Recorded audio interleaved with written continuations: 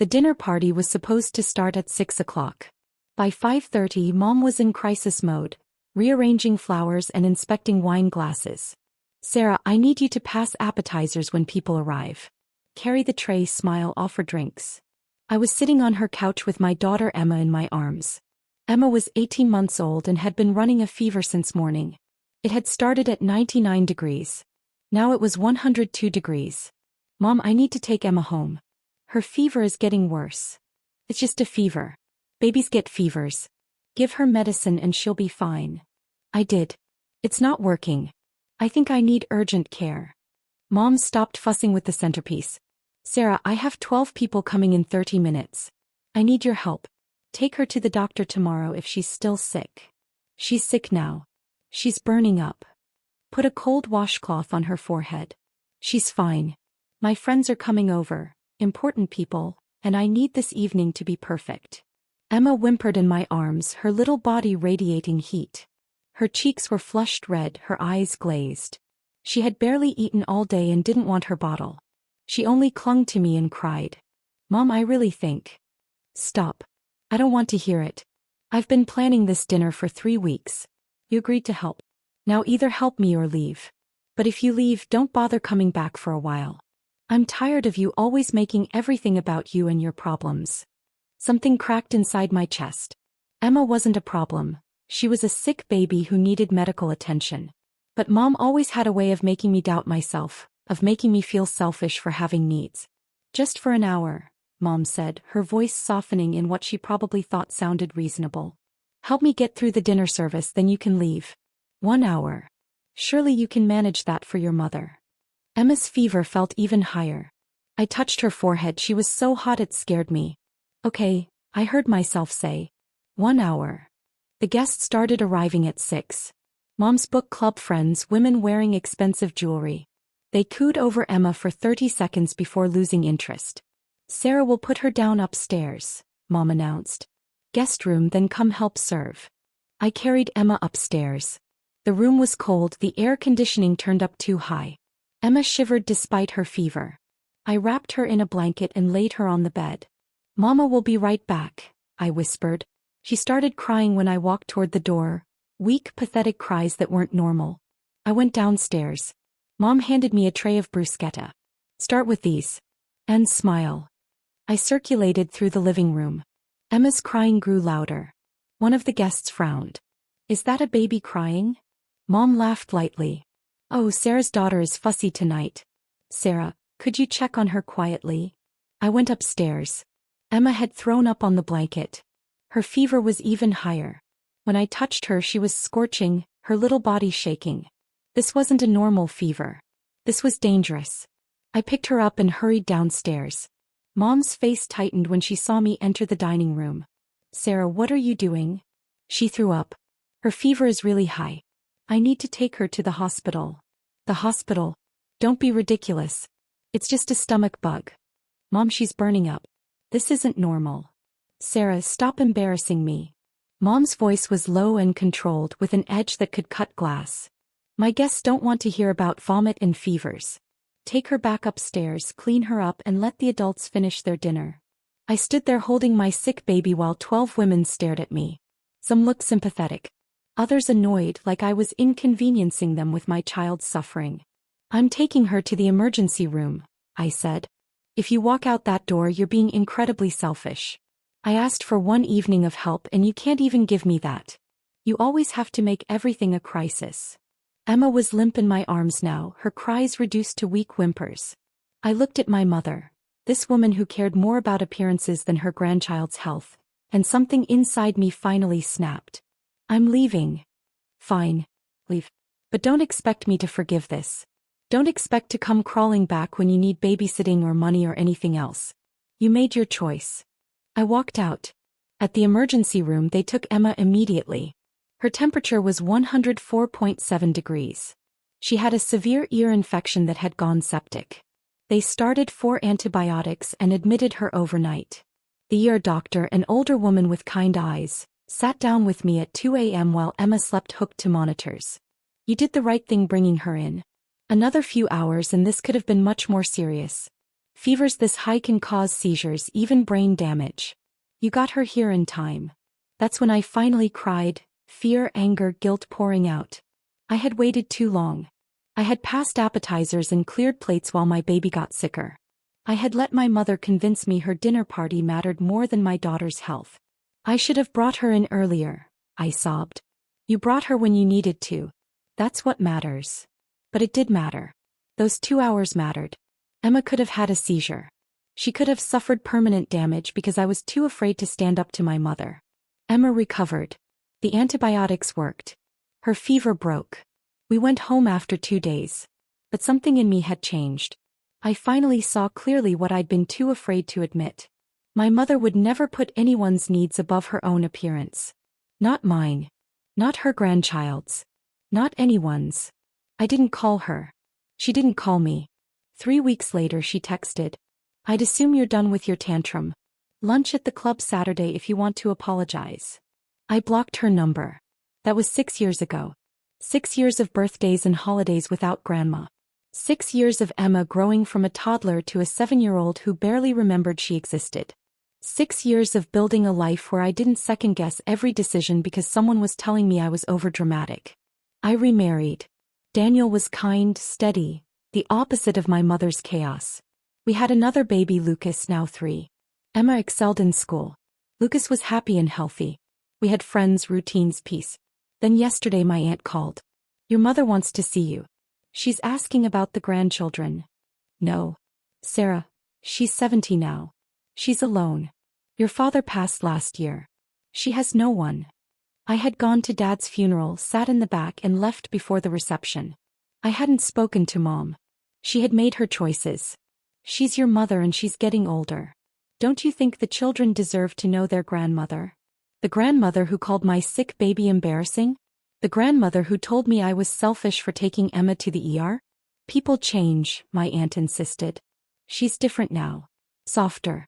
He talks about you and Emma constantly. She has.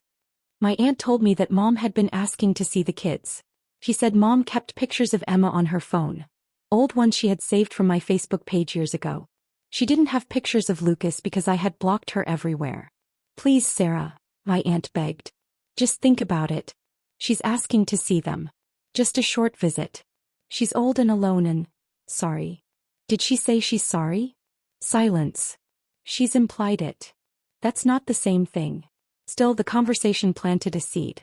Not guilt, curiosity. What did my mother want? What would she say after 6 years? That evening I talked to Daniel.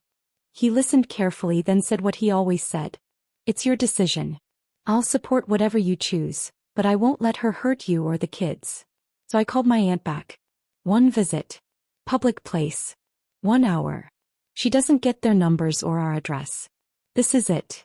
We met at the park the following Saturday. I brought Emma and Lucas.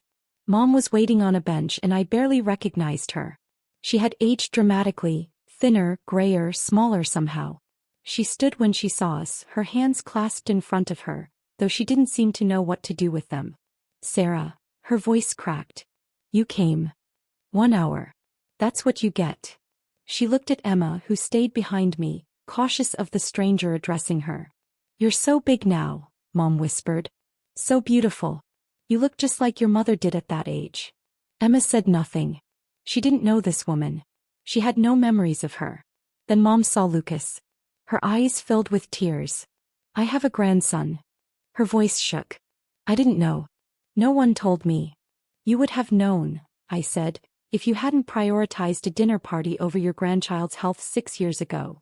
Sarah, She stopped, took a breath, steadied herself. I was wrong. That night I was so wrong. What night? I wanted her to say it. To name what she'd done. The dinner party. When Emma was sick. I should have helped you get her to the hospital. I should have canceled the whole evening. I was wrong. It was the first time in my life I'd heard her admit fault without excuses. She had a 104.7 fever, I said quietly. A septic ear infection. She was admitted for 2 days. The doctor said if I'd waited any longer she could have had seizures. Brain damage. Mom's face crumpled. I didn't know it was that serious. You didn't want to know. You cared more about what your friends thought than whether your grandchild was safe. I did, she whispered. I was vain and selfish. And I lost 6 years with you because of it. I lost watching Emma grow up. I lost meeting Lucas. I lost everything that matters. Emma tugged on my sleeve. Mommy, can we go play on the swings? I nodded and both kids ran off toward the playground. Mom watched them, tears streaming down her face. I live alone now, she said softly. The house is too big. Too quiet. I see my friends sometimes, but they're not family. I thought I needed those people, needed their approval. But they weren't there when your father died. They weren't there when I was diagnosed with arthritis and couldn't even open jars. They weren't there for anything real. I would have been, if you'd let me. I know. Her voice broke. I'm so sorry, Sarah. I'm sorry I made you feel small. I'm sorry I prioritized the wrong things. I'm sorry I almost cost Emma her health. I'm sorry for all of it. I watched my children laughing on the swings. I had built that happiness for them, by removing toxicity from their lives. I don't know if I can let you back in, I said quietly. I don't know if that's safe for them. You taught me that family can hurt you worse than strangers. That the people who are supposed to protect you will sacrifice you for appearances. I won't let my kids learn that. I understand, she whispered. I wouldn't trust me either. Then why am I here? Because I wanted you to see that I know what I lost. I wanted to tell you that you were right and I was wrong. I wanted to say I'm sorry, even if it doesn't change anything. Her eyes welled again. And I wanted to see them, just once. To know they exist. To know they're beautiful. To know you became a wonderful mother despite having such a terrible example. We sat in silence, watching Emma push Lucas on the swing. I'm not ready for visits, I finally said. I'm not ready to bring them to your house or have you come to mine. But maybe we could do this again. Same park. Same arrangement. Once a month. And we'll see. Really? Hope flickered in her eyes. On conditions. You acknowledge what you did was wrong. You don't make excuses. You don't guilt-trip me or the kids. You don't get to complain about being lonely or play the victim. And if you ever prioritize anything over their well-being, we're done forever. I accept all of it, she whispered. Thank you, Sarah. Our hour was up. I called the kids over. Emma waved politely at the stranger on the bench. Lucas ignored her completely, more interested in the rocks in his pocket. As we walked to the car, Emma asked, Is that really Grandma? Yes. She looks sad. She is sad. Why?